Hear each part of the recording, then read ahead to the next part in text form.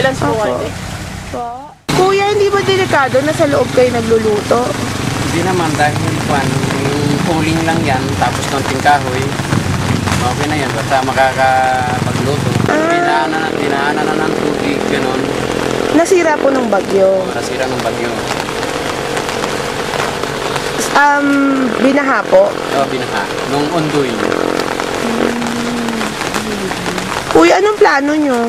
Wala, hinihintay na lang namin yung ililipat kami doon sa Kalipungan. Meron Sa namang bundok. bundok po? Ayun, kaso madilim eh. Hindi makikita dito. Kaso lang, yung bahay na binibigay sa amin, medyo matarik siya, mahirap magkatin, gano'n. Bundok po kasi. Hindi ba Ito ang tinuturong bundok ni Kuya Samuel at ng kanyang pamangkin. May kalayuan nga naman. Naisip ko tuloy, saan nga ba mas mabuting tumira? Sa masikipat na dilim ng lugar? O sa maliwanag at malawak na kabundukan? Ginawa ng local government nagtawag ng Philippine Army, pinabulldozer, tinabas, pinantay, tapos nilagay yung mga tents. Ang duration lang ng tents ay for 3 months only. Pero nung umulan pala, yung level pala nung grounds nung tent city ay mababa. Kaya yung pag umuulan, umaabot hanggang talampakan yung tubig sa mga tent.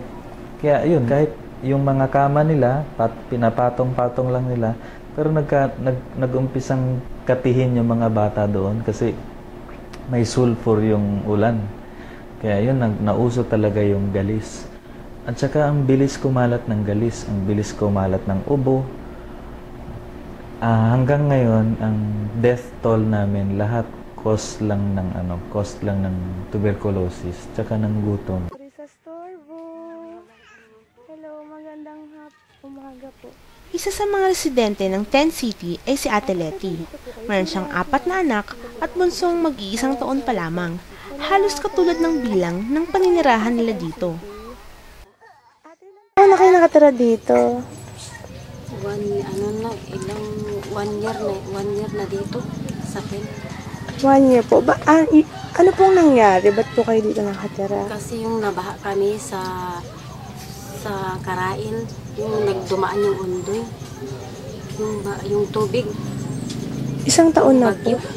Ano pong sabi? Ba't 1 taon na kayo nandito? Kasi wala pa kaming yung bahay na titirahan, na gumagawa pa.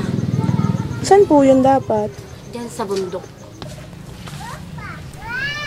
Ilang beses kong pinaikot-ikot ang aking paningin sa loob nitong tinuturing ni Ate Letty na tahanan. Hindi ko lubos maisip kung paano napagkakasya ang buong pamilya niya rito. Tayo nga kung minsan kakaunting sikip, kakaunting ipit, nagrereklamo na.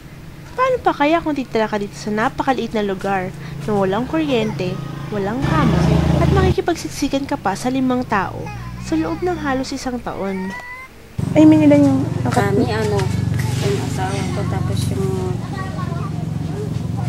4 na anak. 6? Kasya naman kayo dito. Gumaganon na lang po, tapos yung isang katri doon sila.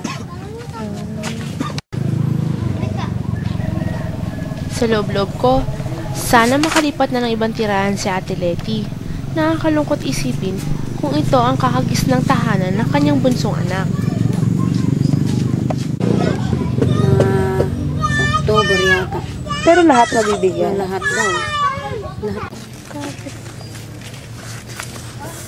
Yung plato mo to, yung doon. Dali na. Nabuto ka niya.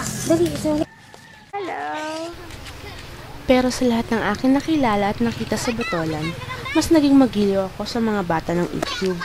Siguro dahil sa mga masaya nilang ngiti tuwing nasa loob nila.